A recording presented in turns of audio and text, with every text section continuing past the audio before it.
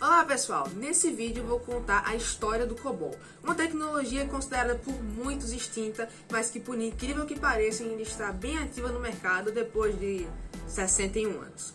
O COBOL foi criado em 1959, onde os computadores passavam bem longe dos atuais. Já imaginou programar com 16 KB de memória RAM, que nem chega perto de 1 GB?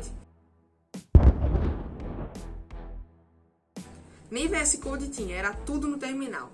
Além de nem variáveis era possível criar nas suas primeiras versões. Mas o problema era que antes da criação do COBOL, cada computador era programado com uma linguagem de formato diferente. Só para ter uma noção, a dificuldade era tão grande que foi necessário criar um comitê por parte do governo dos Estados Unidos para que tudo se ajustasse. E foi em 1960 que, através do comitê, foi publicado oficialmente o COBOL, que patronizou a programação de computadores.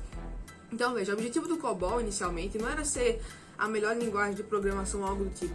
Era apenas padronizar o que acontecia que muitos fabricantes elas colocavam linguagens próprias diferentes em cada um dos seus computadores. O que para um programador, por exemplo, era muito difícil criar programas lá dentro. Então o COBOL foi uma forma de, com um código, a escrever para várias máquinas diferentes. Uma curiosidade muito interessante é que a primeira o primeiro compilador usado no COBOL, que basicamente converte a linguagem de programação para algo que o computador consegue interpretar, ou seja, meio que o binário, ele vem em Java, por exemplo, e passa pelo compilador, que transforma em binário, por exemplo, que é o computador entende. Então, essa é a função do compilador. Que também foi de grande importância para a criação do COBOL, foi Grace Hopper. Ela criou esse compilador, o primeiro compilador para o COBOL. Conhecida como vovó do COBOL, ela foi de extrema importância para que tudo corresse como deveria. Além de tudo isso, ela também foi inventora do termo bug que usamos todos os dias. Então, graças a ela, a gente pode usar o bug para expressar os nossos problemas como programador e programadores. Uma prova de que a tecnologia ou qualquer outra profissão tem espaço para todos. Agora, voltando à atualidade, claro que com o tempo o COBOL também evoluiu muito. Novas funcionalidades que o tornaram mais próximo das linguagens mais atuais, inclusive não deixou de ser usada nos dias atuais. E assim como eu, provavelmente já deve ter visto vídeos com pessoas falando de alguma tecnologia vai morrer, memes aleatórios e muito mais. Já deve ter parado para pensar, uma tecnologia some ou acaba? Pode ter feito essa pergunta. Claro que não, pois ela ainda é usada em projetos antigos que demandam manutenção, já que dependendo do software, o custo para trocar é muito maior. Mas sua pergunta é mais específica, né? Será que o COBOL morreu?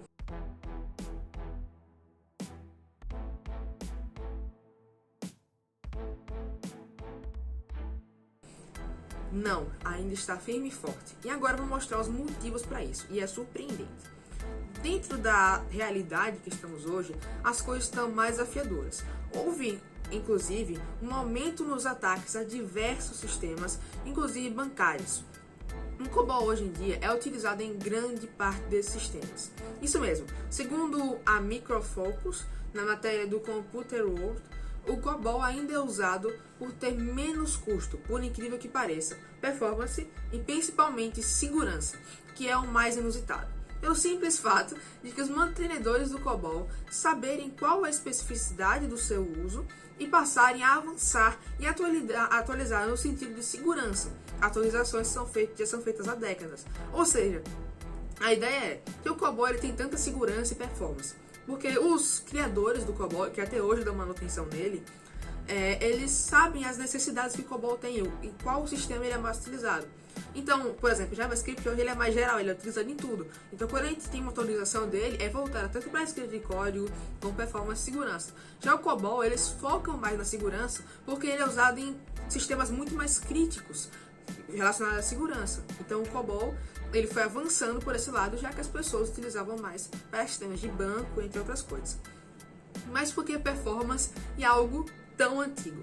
Quando essa tecnologia for criada para rodar em máquinas muito limitadas, já é de esperar que nos dias de hoje ela será muito performática, pois como age no pior dos casos, com uma boa velocidade no melhor deles, vai alcançar ainda mais resultado, segurando milhões de requisições bancárias sem nenhum problema. Então imagina lá o computador com 16 KB de memória RAM, muito pouco, um processador que pior que um Core 3 ou mais abaixo, esqueci o nome agora, aparecer aqui na tela. Bom, processadores muito baixos em nível, acho que nem Intel existia, pouca memória RAM e todos os recursos muito limitados. Então, quando o COBOL foi criado, ele foi criado em um momento em que a tecnologia era muito pouca. Então, ela foi otimizada para rodar em máquinas muito ruins. Então, por exemplo, se a gente for colocar o COBOL para rodar com 16 GB de RAM, um Intel Xeon, que é um dos melhores processadores da Intel, ou 1000, sei lá, vai ver que ele é muito performático porque ele foi feito para rodar no pior dos casos. Então, ele vai ser muito, muito rápido. É uma vantagem aí do COBOL. E ainda sobre o crescimento, segundo o Cointelegraph, que é um site em inglês, ela cresceu mais ainda por conta das novas moedas virtuais, que precisam de muita segurança, levando essas empresas à necessidade de uso do COBOL. Então vamos lá, o que são as moedas virtuais? Hoje a gente conhece como Bitcoin, que são moedas virtuais aí, que se chama descentralizadas, tem um monte de coisa sobre elas, e tá ganhando muito mercado hoje, está sendo muito falado em muitos canais de finanças. E esses bitcoins, eles demandam mais segurança porque certas coisas eles não são iguais como o dinheiro real. Então, se alguém passar o bitcoin para pessoa errada, não tem como voltar, entre muitas outras adversidades que tem nesse caminho. Então, ele necessita que tenha muita segurança para que todo esse processo não deixe uma pessoa sem dinheiro, por exemplo. Então, ela transferiu errado, não aquecer sua conta, é muito mais difícil recuperar o bitcoin que a moeda virtual porque ela não é rastreável, né? Dizem que não é rastreável. Então, precisou utilizar o COBOL para trazer essa segurança para essas moedas virtuais. Então, é por isso que ela ainda hoje está tendo um grande índice de uso. Mas será que desenvolver com o COBOL nos dias de hoje ainda é viável? Ainda é bom assim? Separamos aqui algumas vagas, salários e até mesmo cursos que achamos na internet para trazer a melhor informação para vocês. E vocês vão se surpreender, porque inclusive nos cursos que tem na internet, a maioria é com capa de dinossauro. Já mostrar como o negócio é bravo. Então, dentre as vagas que achamos, tem essa aqui, que eu tô botando na tela, que é do Itaú, de alguns dias atrás. Alguns dias atrás não, porque eu escrevi esse roteiro um tempo atrás, então, de um mês atrás. Daí ainda tem muitas vagas hoje aparecendo, tá? Da IBM também há pouco tempo, provando que existe sim ainda algum movimento de mercado e uso em empresas grandes. Mas será que o salário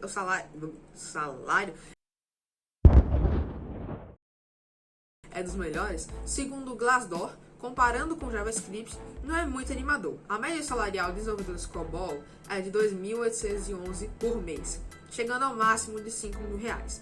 Já desenvolvedores JavaScript, o salário médio é de R$ 4.070 e podendo chegar a 11.000. Muito diferente do que se pensa por aí.